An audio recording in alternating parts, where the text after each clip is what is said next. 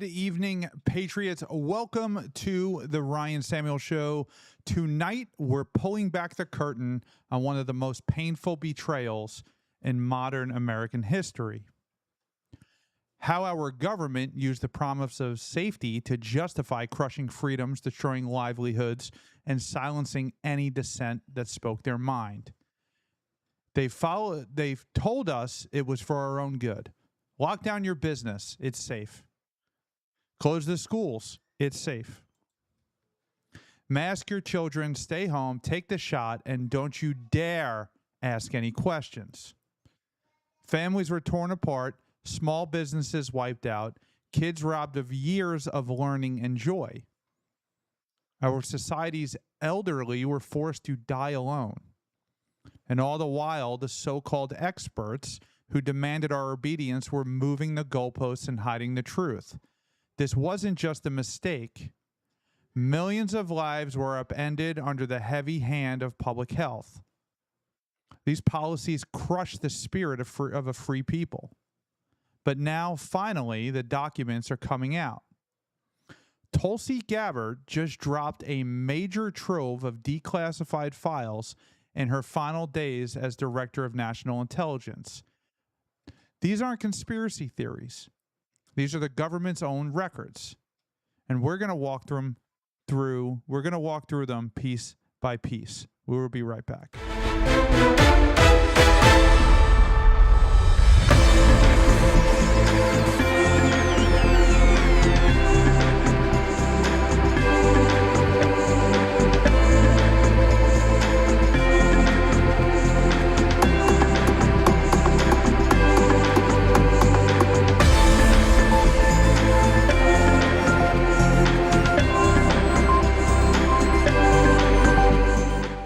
So yesterday, Tulsi Gabbard dropped a video that was surprising to me. I did not anticipate this. I knew she was leaving. I had heard that the CIA had raided her office and confiscated documents. I wonder if it's related to this. But then I heard that that wasn't necessarily true, that it was a rumor that had started. And now she's leaving. And she's leaving because her husband is sick, which I believe is true. And it has nothing to do with the CIA that just raided her office or the fact that she's dropping a nuclear bomb on Dr. Fauci right before she leaves. None of those things are correlated, apparently and allegedly. But she sat here and she dropped this video of all these documents about Anthony Fauci. And we're going to listen to it right now. Taxpayer dollars to fund dangerous gain-of-function research on bat coronaviruses at the Wuhan Institute of Virology. Work which is now widely viewed as the source of the unintentional lab leak that sparked the pandemic.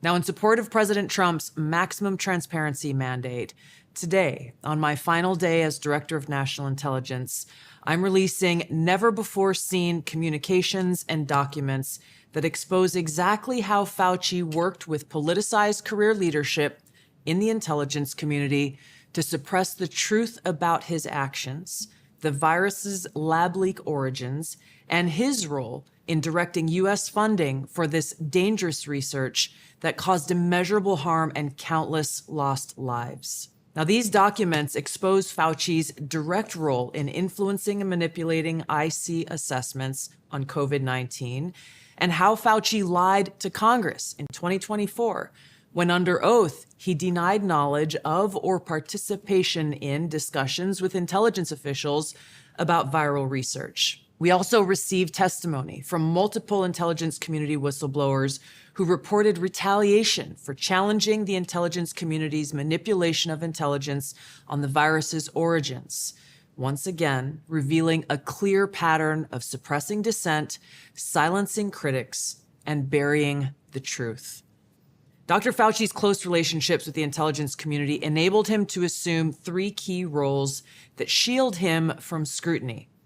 First, Dr. Fauci funded dangerous gain-of-function coronavirus research linked to Big Pharma and their pursuit of universal vaccines worth trillions of dollars. Second, Dr. Fauci was the behind-the-scenes advisor who, alongside his hand-picked so-called experts, pushed the intelligence community to endorse a natural animal origin to hide his dangerous gain-of-function research that he funded using taxpayer dollars, all of this in a deliberate attempt to cover up the truth and shift the blame and attention away from Fauci's own actions. Third, Dr. Fauci became the nation's pandemic pundit, and he publicly pushed lies, disinformation, and censorship using every platform available. Now, according to hundreds of reviewed emails, which are included in this release, the intelligence community almost always incorporated Fauci's recommendations. He promoted a fraudulent paper whose publication he helped prompt as legitimate information for intelligence community consideration. Senior analysts praised Dr. Fauci not as a policymaker, but as what they called an unbiased guide to the real coronavirus experts, while deliberately ignoring experts who might dissent from Fauci's narratives. Now, Fauci didn't stop there. He blatantly lied to Congress under oath during his 2024 testimony to the House Select Subcommittee on the Coronavirus Pandemic, denying that he ever spoke to any intelligence agency about COVID. Now, the correspondence I'm releasing today directly contradicts his sworn testimony. Now, we received statements from multiple whistleblowers revealing that the intelligence analysts who dared to challenge Dr. Fauci's COVID origin conclusions faced threats of retaliation, marginalization, and many suffered career setbacks. For example, a contractor was terminated just days after coming forward to ODNI as a whistleblower. Another example, those who advocated for the lab leak hypothesis or expressed dissenting views were reminded by their managers that leadership would determine which analysts would be promoted and which would not. The message was clear: go along or be punished. Senior leaders also sought to undermine whistleblowers by removing anonymity, which is required in the whistleblower process, as they made their complaints, and also insisting that their managers or attorneys be present during ODNI meetings where these whistleblowers were coming forward with their testimony, obviously creating an atmosphere of intimidation. The COVID pandemic caused tremendous hardship and pain for millions of our fellow Americans and countless people around the world. Now, after years of lies and censorship and cover-ups, the American people deserve transparency, truth, and accountability. The tactics that were used to hide the truth are straight from the deep state playbook. Politicized, self-serving leaders like Dr. Fauci covered up their own wrongdoing and abuses of power, manipulated intelligence, lied to Congress, and undermined a duly elected president by restricting his access to the vital facts he needed to keep the country safe. It's time you know the truth.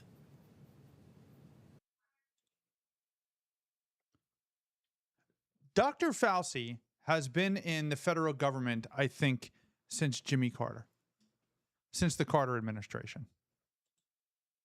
He's been... Before the COVID pandemic. He's been through multiple presidents. He knows the game. He knows what to do. He knows what to say. He knows how to act. He knows how to cover things up. He knows how to pretend things aren't happening. He has all of the people in the intelligence agency. He's been there too long. He's been there longer than Donald Trump. He's been there longer than J.D. Vance. He's been there longer than anybody. And this is the problem when we say the deep state.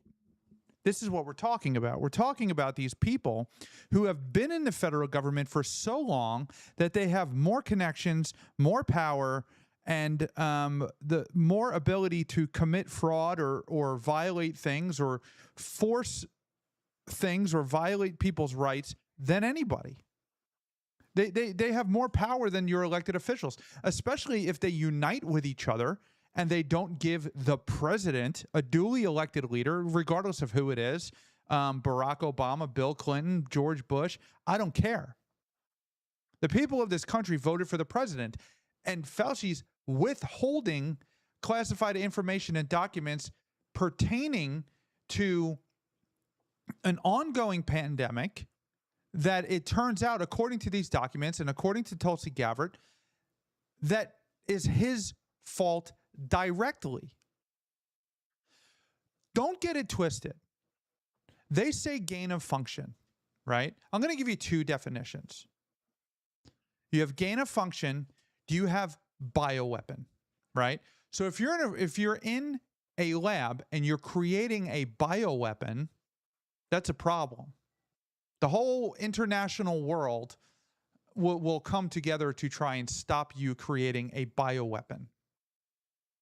If you're doing gain of research, that means gain of function, that means you're taking a disease, you're making it more effective for vaccine purposes. The only difference between the two definitions is the intent of the person. If your intent is to create vaccines with this gain of function research, then it's not a bioweapon. If your intent is to take the exact same process, the exact same ordeal, the exact same steps as gain of function research, but your intent is to harm people with it, then that's a bioweapon. Gain of function means bioweapon. That's why it's so debated. That's why it's such a hot topic, and that's why nobody wants to touch it. But Fauci was clear to the United States people. Clear to the people of the United States of America that he does not do gain of function research. Except that wasn't true. Except that he lied about that under oath. And when he did it at the time, this stuff being released is nothing new. I know a lot of you watching this, a lot of you sitting there, a lot of you are like, oh my God, look at all of this stuff. We have been talking about this stuff for years. I've brought up the gain of function research and Dr. Fauci 100 times. You know what happened?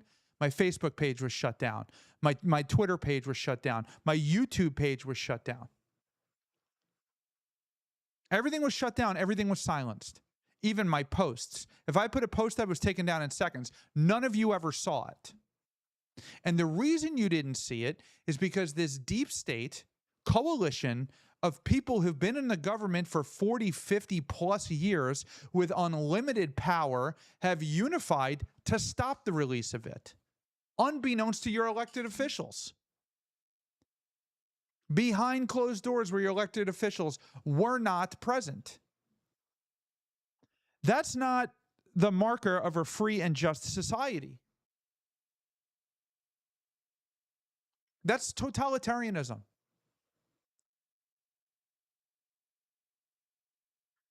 This is the stuff we have been screaming about since 2020 that nobody was able to hear. And now we're going to go through the documents. I have them. There's definitive proof that what he did directly resulted in the COVID-19 pandemic. Remember, Trump came out. It came from China. It's the Chinese virus. And everybody laughed at him, told him it was a joke. Then we found out it came from China. Then we said it was from the Wuhan lab. Everybody laughed at us. Oh, it was somebody ate a bat, was the story. Somebody ate a bat that shouldn't eat a bat and went to the United States. Here's Anthony Fauci in 2021. The NIH has not ever and does not now fund gain of function research in the Wuhan Institute. We now know that a bat coronavirus was enhanced in a lab. The National Institutes of Health acknowledged that it funded research of a virus that was studied at the Wuhan Institute of Virology. The experiment unexpectedly, we're told, made a bat coronavirus more contagious than the original naturally occurring one. Take an animal virus and you increase its transmissibility to humans. Right. You're saying that's not gain of function? Yeah, that is correct. And Senator Paul, you do not know what you are talking about, quite frankly. And I want to say that officially. You do not know what you are talking about. They took animal viruses that only occur in animals and they increased their transmissibility to humans. How you can say that is not gain of function? It is not. What we're talking about now is the gain of function research in studies that increase predominantly. This is him in 2012. I'm going to rewind this a little bit for those of you listening on the podcast. In studies that increase predominantly the transmissibility, as well as pathogenesis and alteration of host range of the virus. Nobody is lying here, Senator. It is you. I'd have to laugh at that. I should be prosecuted.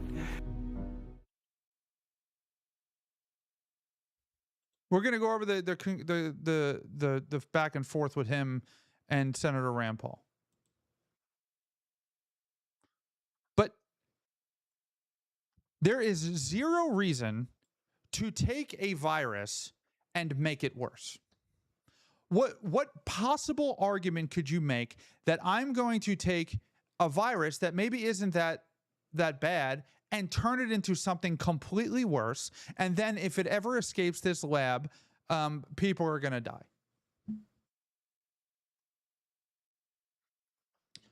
On what planet, in whose mind, is that acceptable? But Fauci has nothing to worry about because Joe Biden gave him a blanket pardon dating all the way back to 2014. Why is that? Why is that? Why was he given a blanket pardon to 2014? Here's the pardon of Anthony Fauci from Joseph R. Biden.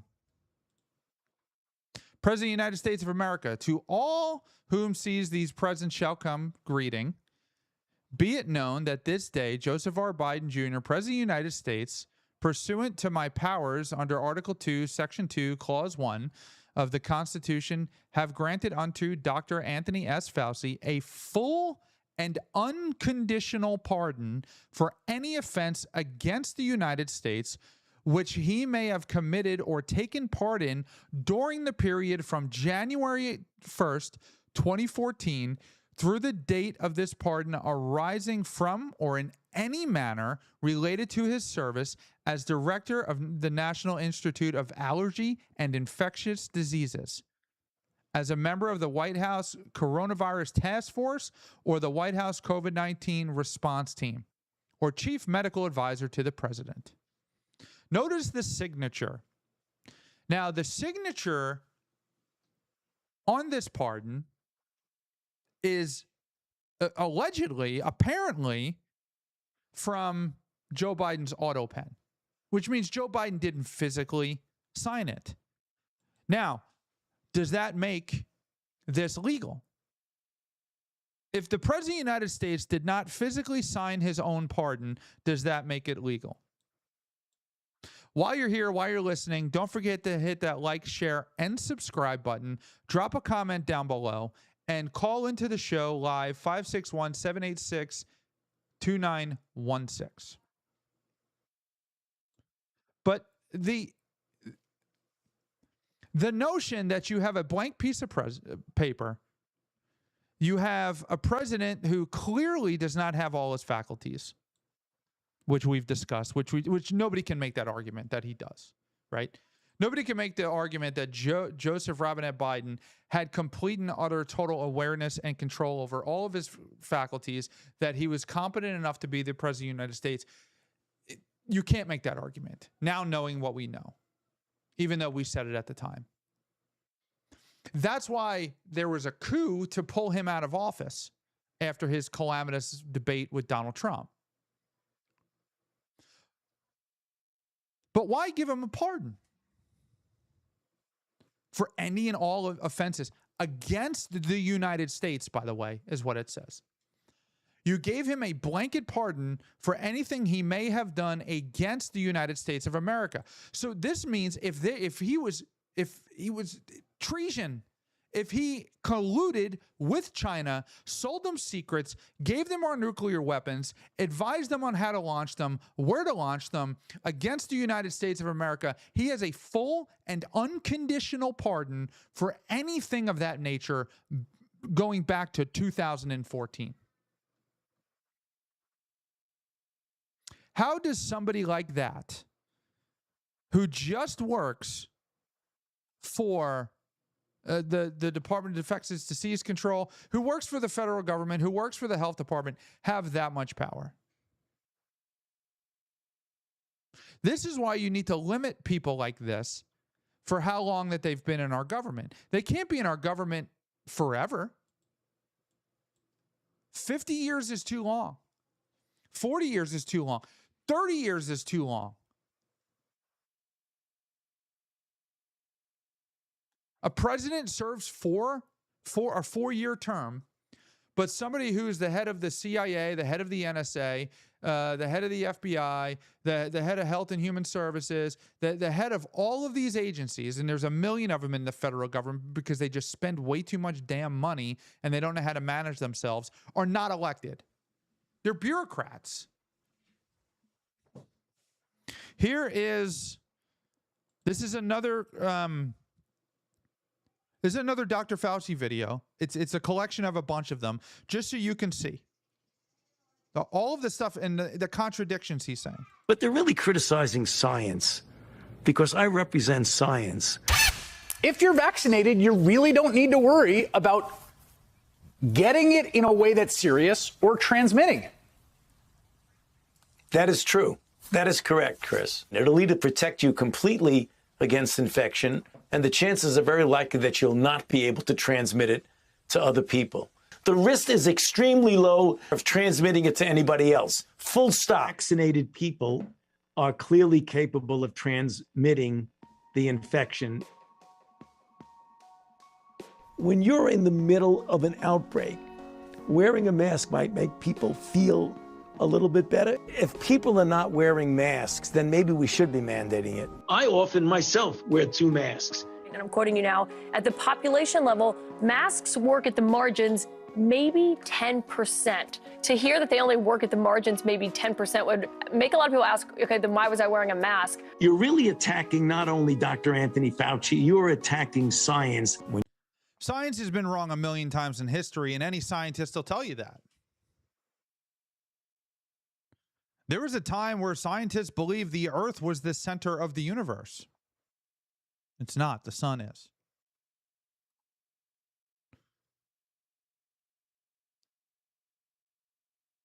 Scientists are wrong all the time. Scientists are humans.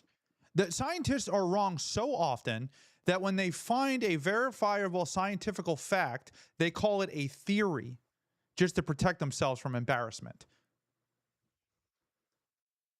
You say that this is going to go away tomorrow like magic when you know that there's no chance it's going to just disappear. We hope this just goes away, burns itself out.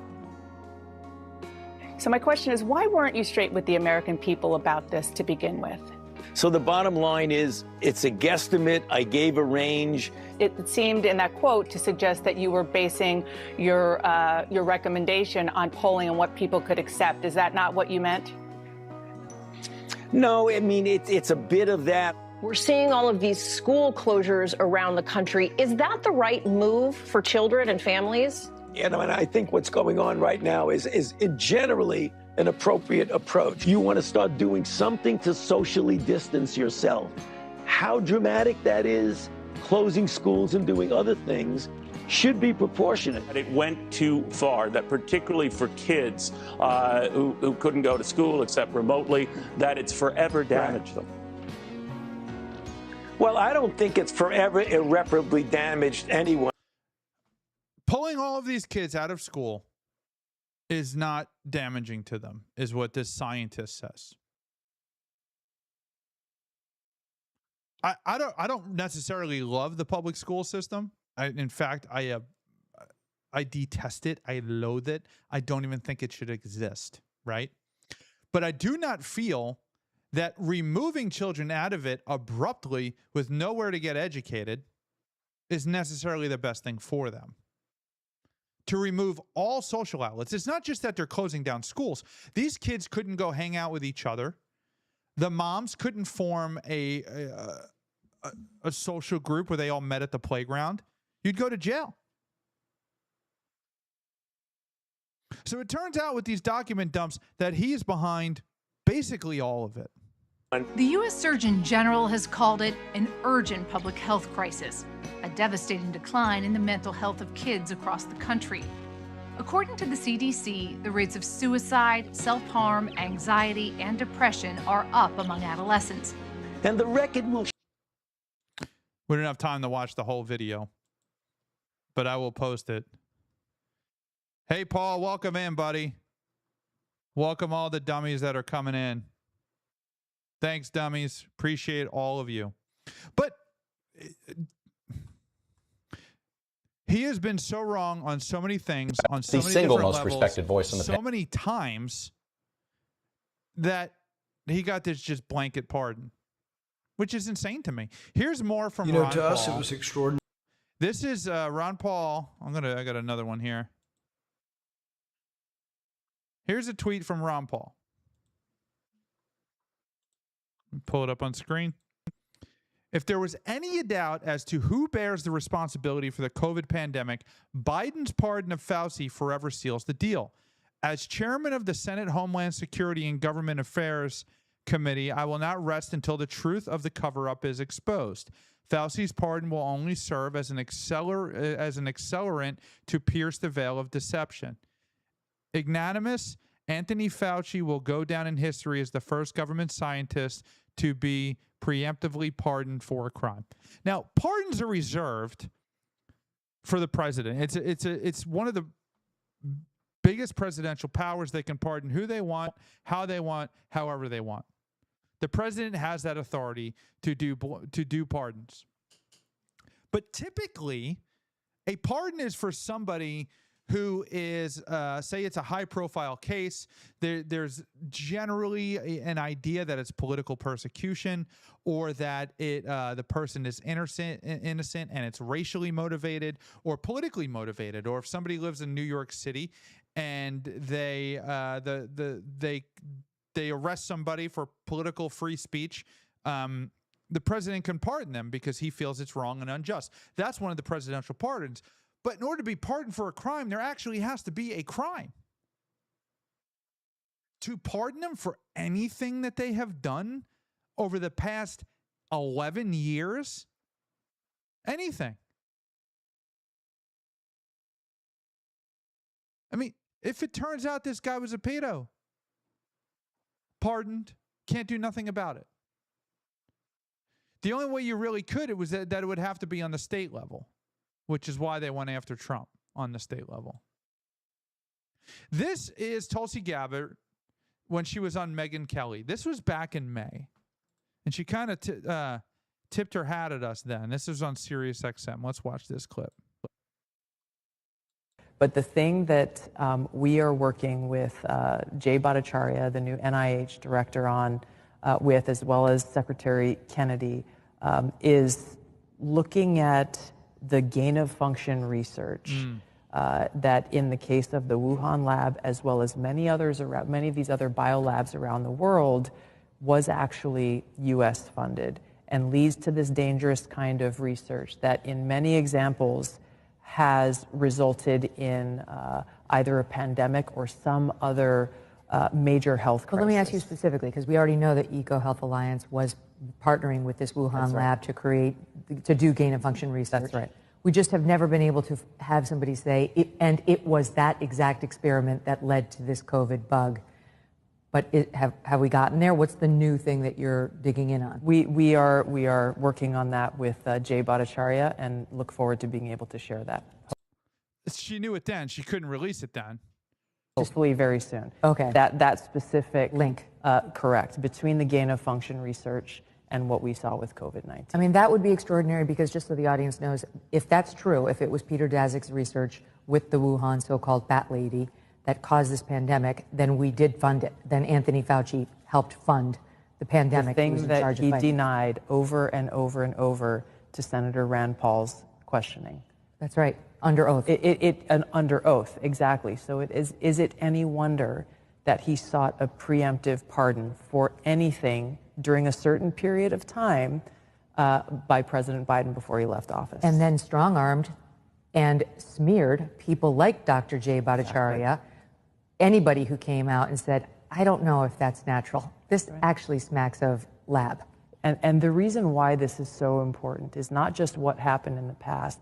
It's because this gain of function research is happening in biolabs around the world. I got attacked, and I think you saw this, we've probably talked about it on your show before, when I warned against US-funded biolabs in Ukraine when the Russia-Ukraine war kicked off for this very reason. Who knows what kinds of pathogens are in these labs, and if released, could create another COVID-like pandemic. And for that, I was called a Russian asset. You're, trumpeting Putin's talking points, all of this nonsense, simply for speaking the truth and stating facts that, by the way, are still on U.S. Embassy Ukraine's website today about how the U.S. has funded these biolabs in Ukraine.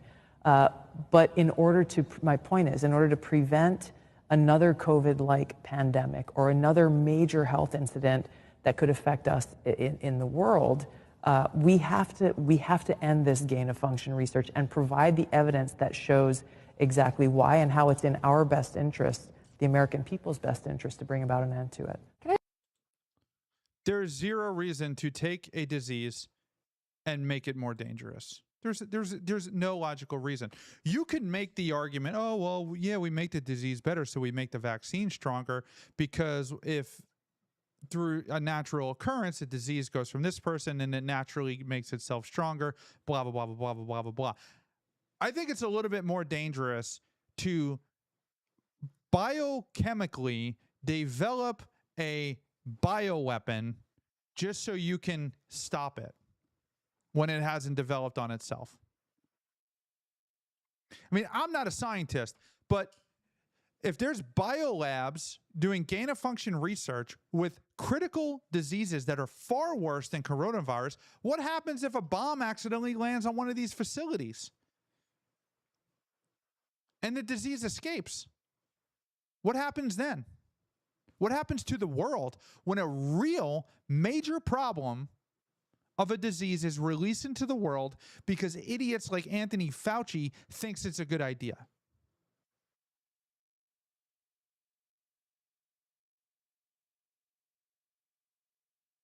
Paul said to pardon people, there were many who haven't been charged or convicted of any crime is shady. Yes.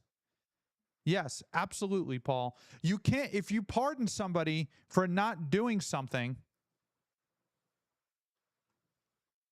then that's an indication that they did something.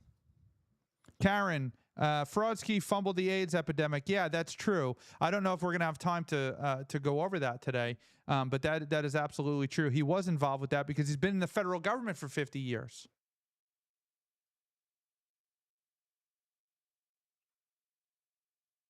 Bubba said, we're unfortunately going to be haunted with his face the rest of our lives in relation to the nightmare CVD BS forever. Something needs to be done. You need to make an example out of this person. Now, this is, what Trump campaigned on in 2016, campaigned on in 2020, campaigned on in 2024. Drain the swamp, drain the swamp, drain the swamp. He is the swamp, right? Thomas Massey's not the swamp. Marjorie Taylor Greene is not the swamp. Anthony Fauci is the swamp. And there's thousands of people like Anthony Fauci who've been in the federal government, sucking on the government teat for the past 30, 40, 50, 60 years, who have never actually done any work a day in their life. They're just riding this gravy train. That we are working. They're just riding this gravy train. Here is, this is Rand Paul, who's one of my favorite people on earth. This is him in May, right? Around the same time as the interview that Tulsi just gave with Megyn Kelly. That from the very beginning, the CIA scientists that were hired to look at this said it looked like it came from the lab. All of the evidence seemed to point towards that this was a lab leak, in all likelihood accidental, but that it came from the lab in Wuhan, China. And yet they were being overruled by people. Specifically, the whistleblower said that Anthony Fauci came in 2020 and they had a 90-day period in which all the intel was going through the National Intelligence Center. They were going to come up with a conclusion of what everybody was thinking, that Anthony Fauci was brought in and basically they took his opinion over all of their scientists. And their scientists were nearly unanimous. It was like 6 out of 7 of the scientists that were experts in this field all said it came from the lab. Anthony Fauci comes in and says no. But the one question they never ask, and this is the real sort of conspiracy, and people say, what is a conspiracy? Is it people rubbing their hands together and making money? Were they all in a cabal? And it's not really as sexy as that. It's more that they have the same a convergence of interests. You know, George Carlin said you don't need to have a conspiracy to explain something where interests converge. And the interest is basically covering their tracks because they funded this dangerous research. It was a serious mistake in judgment, maybe one of the worst mistakes in judgment of the last century, to fund dangerous gain-of-function research in Wuhan. They fund it. Now this virus takes off, so what do they do for the next several years? Even people who didn't know each other, they're all doing the same thing. We don't want anything to link us to funding this, and so we'll just deny that it was gain of function. So I think the shocking thing was that how much power Anthony Fauci had, even in the CIA. This isn't the NIH. This is the CIA that Anthony Fauci's influencing.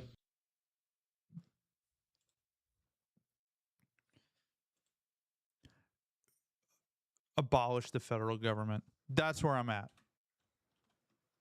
First of all, we funded the making of a bioweapon, right? And I'm going to say that, and I may get flagged for, what's it called? Misinformation. But the only difference between a bioweapon and gain of function is your intent, what you intend to do with it. If you intend to hurt a lot of people, then it's a bioweapon. If you intend to not hurt a lot of people, but just to kind of do it for kicks or just the science of it, then it's gain of function. So gain of function is a bioweapon. The intent's the only thing. I know I've said that before, but it's very important to understand that. China is not necessarily our ally. They're actually a pretty big adversary of the United States. Right? They're a very big adversary of the United States. You are funding the development of a bioweapon that subsequently was released just before the election of the president that the establishment completely hated and wanted gone, which led to laws being passed for mail-in ballots. This is all coincidence. All coincidence. But Anthony Fauci, being a member of this deep entrenched state for 50 years with all of these connections to the CIA that Rand Paul said. Rand Paul is not an establishment guy, but he's also not, I'm going to go after you for the sake of going after you guy. He's not that type of person or politician. And then that's not really his political ideology. But that's just a lot of coincidences. Fauci in tight with the CIA, so much so he can control the whole narrative, so much so he can withhold classified documents, classified information about funding to labs across the world out of the eyes of politicians, the only people who are elected who should be above these people to hold them accountable. Here's part of the document release. First, Fauci wrote in his 2012 about gain-of-function research, the exact kind his agency funded at Wuhan. These are his own words. Quote, consider this hypothetical scenario.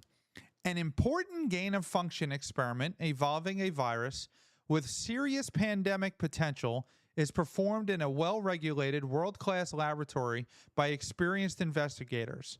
But the information from the experiment is then used by another scientist who does not have the same training and facilities and is not subject to the same regulations. In an unlikely but conceivable turn of events, what if that scientist becomes infected with the virus, which leads to an outbreak and ultimately triggers a pandemic? This is a warning 8 years before the pandemic hits. 7-8 years before the pandemic hits. It's not hindsight. He's not looking back at it and saying this could potentially happen. He knew it was dangerous. He knew it was a problem. He continued to fund it, and then he hid it from politicians when it got really bad in the world. I'm not saying it was intentional. I'm not saying that was the intention of the pandemic, but him saying that could happen Then you got a guy who comes into presidency who wants to complete and utterly destroy Washington, D.C. and kick out all these rats that have been living in the swamp for 40, 50 years who have unprecedented power and control over every man, woman, and child in the United States of America, who are doing bureaucratic actions that control every aspect of your life, including whether to wear a mask, whether to shut down your school, whether to shut down your park. The guy who came in with a campaign promise to put them in jail, fire them, get rid of them, has a premonition in 2012 that we can maybe have this and have a worldwide pandemic. And then subsequently mail-in ballots and everything come with that. I'm not saying that that's what happened. I'm just saying there's a lot of coincidence there. Here's another one. Is there internal emails from Anthony Fauci? Internal emails reveal deep awareness of conflicts when picking reviewers for COVID-19 origin assessments. One official wrote, "The name that came up probably the most when thinking outside reviewer was Fauci, but we're not clear on how appropriate that would be, given he's a potential customer of the paper. Not Fauci, in addition to being a customer, he'll be seen by many as having a conflict of interest." They wanted him to investigate his own leak. He was going to investigate his own leak. They knew there was a problem, but his influence remained central to the entire resolution of the problem.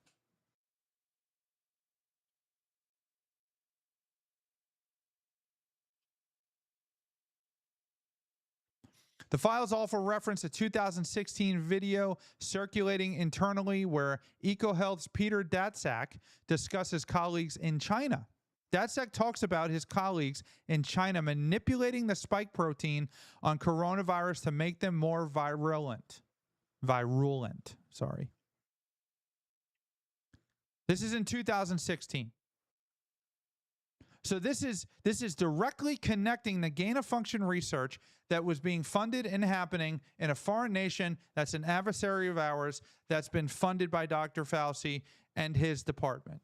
And it directly ties the gain-of-function work funded through U.S. channels at the Wuhan Institute.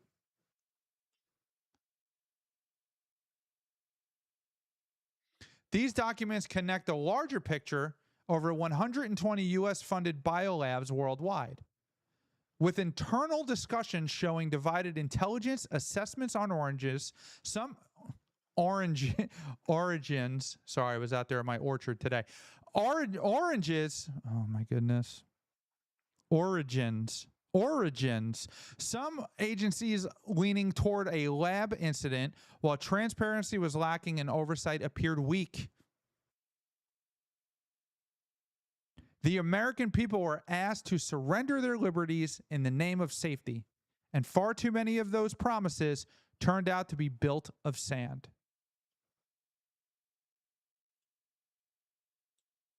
The only way you can have a successful and free country is to hold those accountable who destroy people's liberties, who destroy their lives, who destroy their livelihood, who, without congressional, presidential approval of the taxpayers, take tax money and send it to our enemy to develop bioweapons, which would be a crime against the United States, which his pardon explicitly declares he's pardoned from. We deserve better. We deserve the full truth. We deserve real accountability from every official who wielded power during that time. State, local, teacher, I don't care. No more hiding. No more protecting the insiders while everyday families pay the price. I remember, I'm in Florida, and I remember during the pandemic, I kind of just live in my house in the middle of the woods, so I don't get out much. And I went out to Duluth Training Company.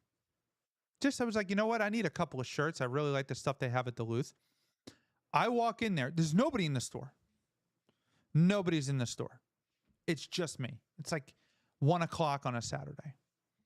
I walk in the store. I'm going around. I have a basket full of shirts, I think boots, pants, probably $300 worth of items.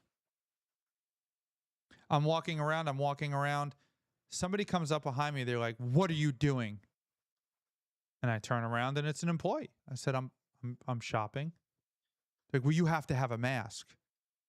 And I just laughed at them and said, yeah, I'm not wearing a mask. That's fine. You can wear your mask. There's nobody in here. You're the only one in here. You're working. You're not an essential worker.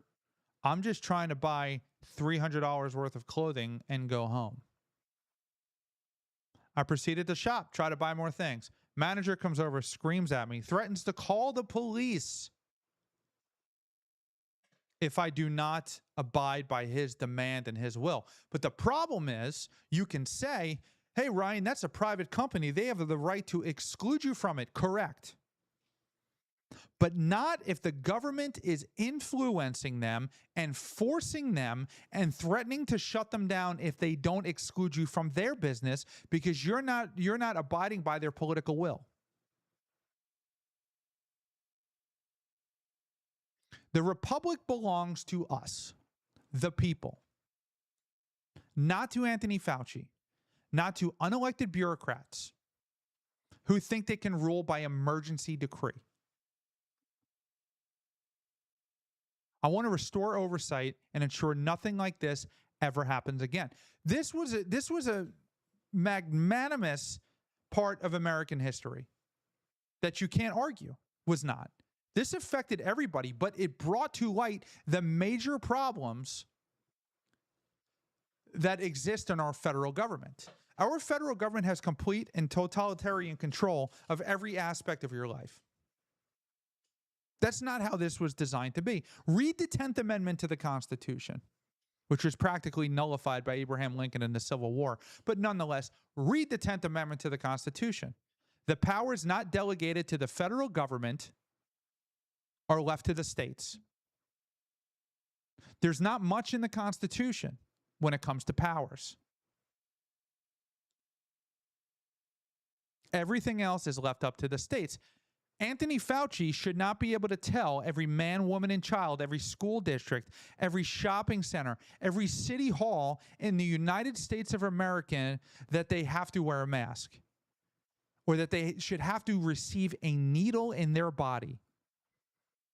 Whatever happened to my body, my choice? What happened to that? It doesn't exist. It only exists in certain political realms. It doesn't exist for maybe my religious exemption, which they vacated. I wonder how much, or if any, money Fauci got from every vaccine that came out. How many? How much money did he make? I want that looked into. I want to see if the results of the vaccine, Operation Warp Speed, which was done under Trump 1, don't ever forget that. If Operation Warp Speed did in fact, if the rumors are true, did in fact lead to vaccine injuries. Just questions. Just questions. I'm not a doctor. I'm not a scientist. But you know what I want? I want real doctors to look at it. I want real scientists to look at it. And I want them to disagree. And I want to make the decision for myself based on the information that I get or based on the information I get from my own doctor. Hey, Michelle. Yeah, I did not wear a mask a single time either. Twitter was actively shutting down doctors for talking about wearing masks or talking about the vaccines. Twitter was. So the people at Twitter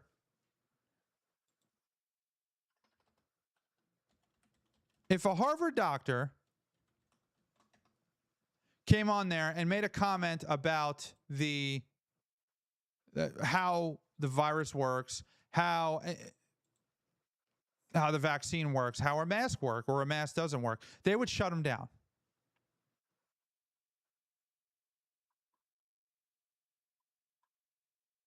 The head of Twitter's content moderation went before Congress. I can't find the video. That's what I'm looking for.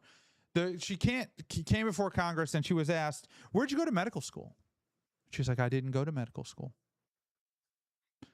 But you took down the page of a Harvard doctor, not just a regular doctor, a doctor from Harvard University who specializes in vaccines, who's a world-renowned leading expert in this type of vaccine, the mRNA or whatever. And she had made a comment and you shut down her page. Do you not think that perhaps this person, what they have to say has some validity to it? But you, a layman, took it down? Why? Because the federal government told me to. That's what we found out later. The FBI told me to. The FBI placed Twitter employees, Facebook employees, Instagram employees, Snapchat employees under duress. It showed the absolute and totalitarian control that our federal government has, that we let it get to by being asleep at the wheel, by not paying attention to politics, by not paying attention to what's this guy doing, what's this department we're making. This is a series of slow and gradual encroachments that's been coming at us since 1776. This isn't an overnight situation.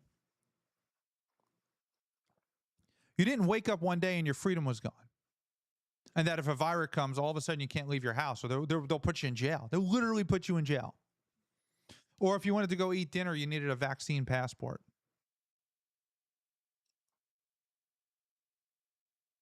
That was real. And well, unless you were Gavin Newsom, then you just went to a party anyway. You shut everybody down. Then you just went to a party anyway. But we have to shrink this federal government. You have to shrink the federal government. We have to get the powers back to the states.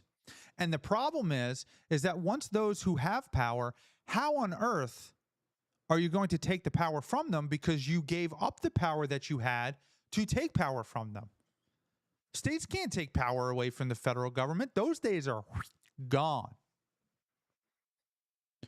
So how do you do it? This is a question I've struggled with for the past 10 years. I have a journal. I write in it every day. How do you solve this problem?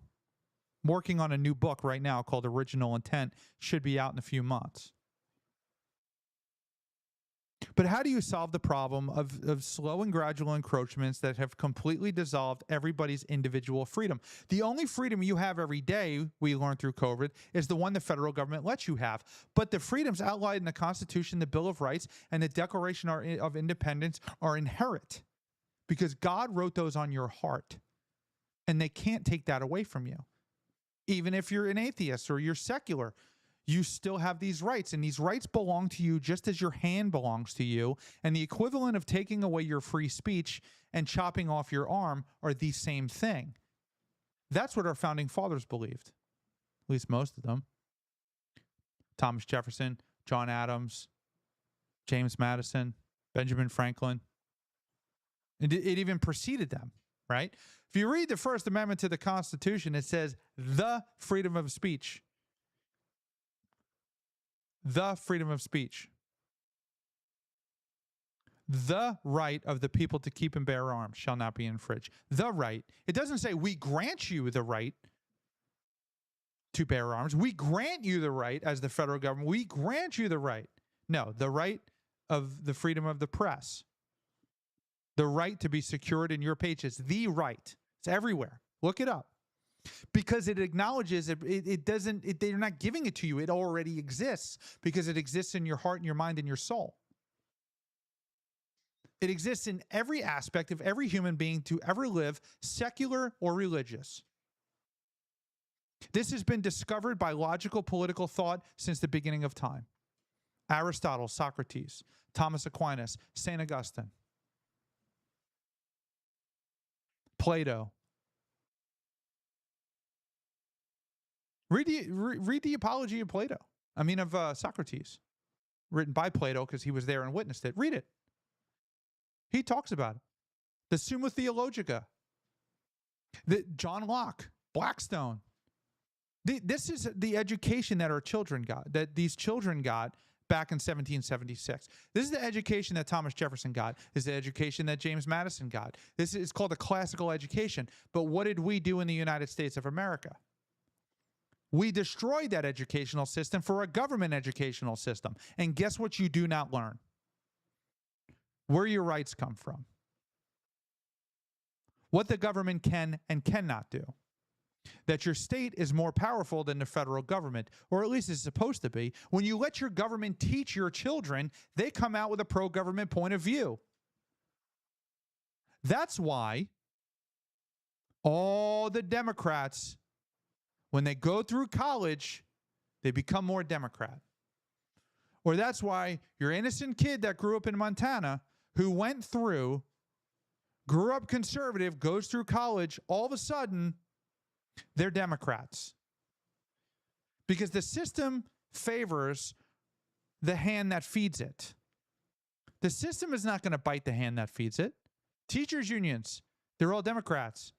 Why would you want to shorten the federal government? Why would you want to close the state government? Why wouldn't you want more money, more power, more time, more children, more textbooks, more chairs, more sports activities, more money, more influence? Why wouldn't you want more, and more? That is human nature. And that's what our founding fathers set up to protect against. But in next month, in a couple of weeks, that's going to be 250 years ago. That's a very long time. So look how far it's strayed. To where if you tax our tea, we're going to throw it all in the water. You're not going to get any tea here. You're not going to do anything that's going to jeopardize my financial well-being, my ability to speak, my ability to print paper as an individual, my ability to stand on the street corner and worship a cat. Hey, but now your kid can't go to school unless they have this needle. Can't get a job unless you got the COVID jab. That was real, by the way. Joe Biden came out and did, his quote was, "This is not about freedom or personal choice. Get vaccinated. We've been patient, but our patience is wearing thin." And then he assigned the Department of Labor, which has control over what? All the jobs in the United States of America. The minimum wage, the labor laws, any job, any small business. Produce this vaccine or you can't work. Force your employees to produce this vaccine or you're not allowed to operate. We need to unwind this power. That needs to be the central focus. But the betrayal during COVID was very, very real. But so is the fight to reclaim trust and freedom and faith in our government.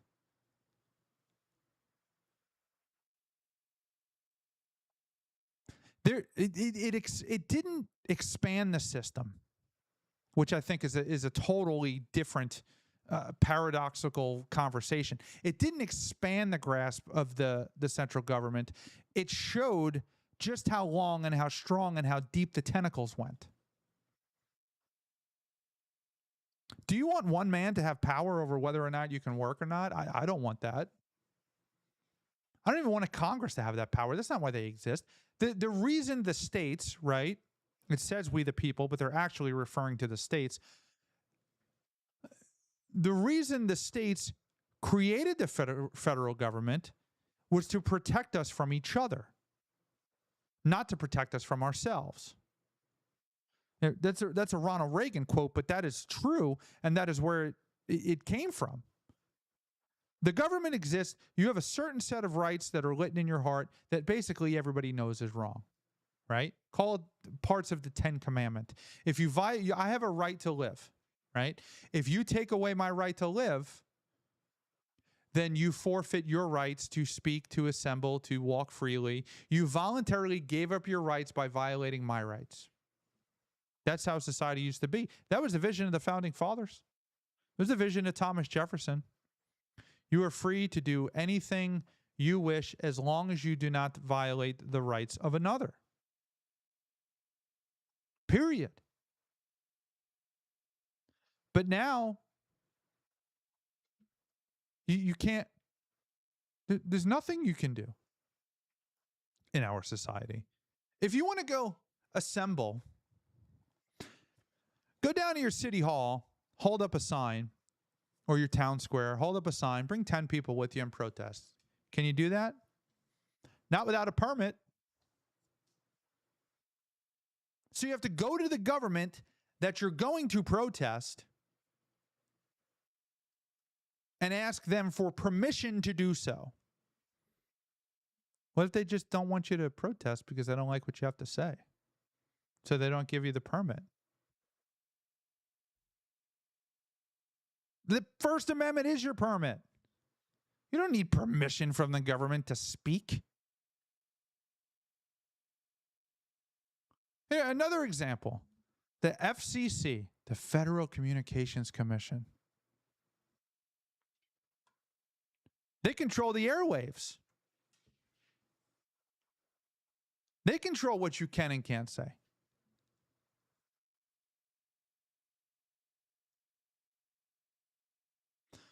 Hey, Michelle, good to see you.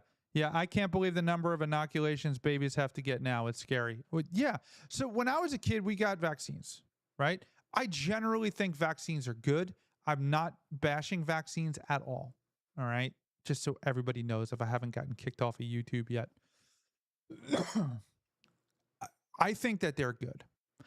But I also feel it's my personal decision what I do with them. I feel that it's my personal decision what I do with my children about getting them. I'm very fortunate. I live in Florida. They basically, I can do this or I cannot do that. They've made it very clear that it's the parent's choice. But that's not that way in the rest of the country.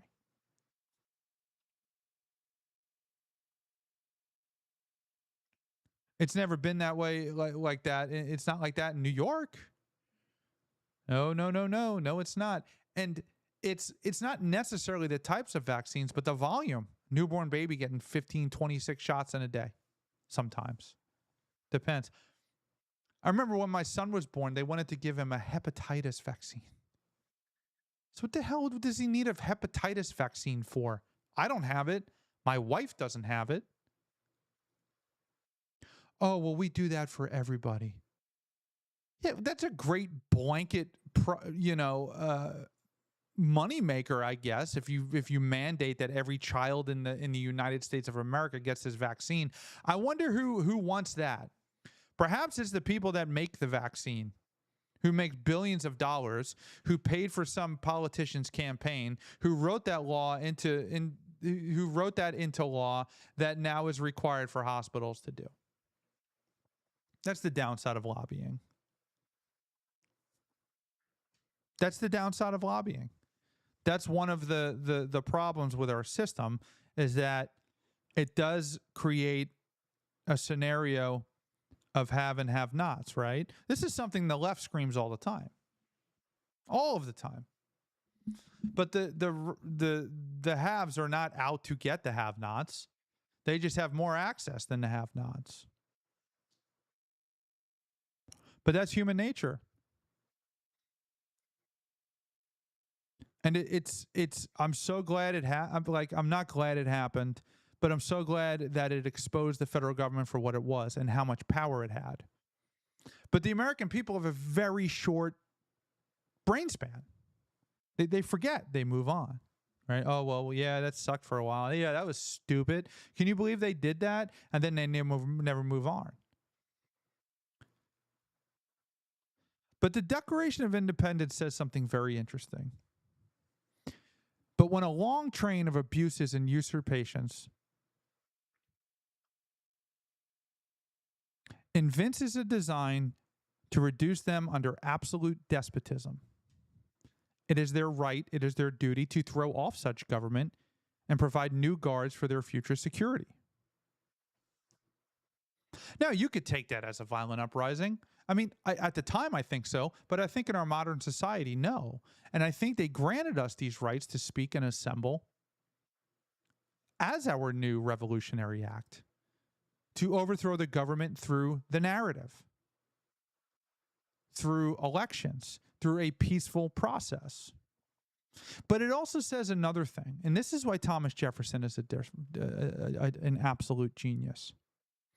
Thomas Jefferson says, all history hath shown that people are more disposed to suffer while evils are sufferable than to right the wrongs to which they have been established.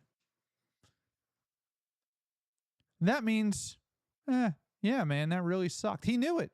Didn't matter, 1776 or 2026.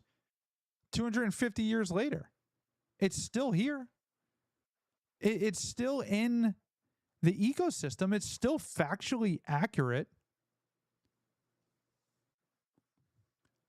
But think about how far it had gone for the colonial, for the 13 colonies. They reached a point where they weren't more disposed to suffer. They reached a point where they altered or abolished and seceded from Great Britain. Write that down, very important for future episodes. They seceded from Great Britain.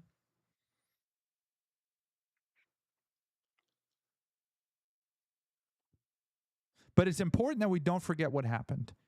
And it's important that we fight moving forward. And it's important that we make sure these people are held accountable. As an example, that we will not tolerate this behavior, that we will come after you regardless of whatever political nonsense you pull to get a blanket pardon signed by an auto pen, which isn't even legal, by the way. What they need to do is to uncover the crime. They need to charge him with the crime. Then the question of the pardon comes up. Then and only then does the question of the pardon come up. The question of the pardon does not come up unless there's an actual crime that they uncover. And they shouldn't be finding one to assign to him. I think it's there. I think it's absolutely there. Otherwise, why give him a pardon? It doesn't make any sense. If you don't give innocent people pardons, that's not the purpose of a pardon. You give people a pardon who've been wrongly convicted or what the president feels is wrongly charged. The governors have power too. They can pardon people. They can stay executions. A jury of somebody's peers can sentence them to death, and 3 seconds before they click the button on the electric chair, the governor could say, call it off. We're not executing them.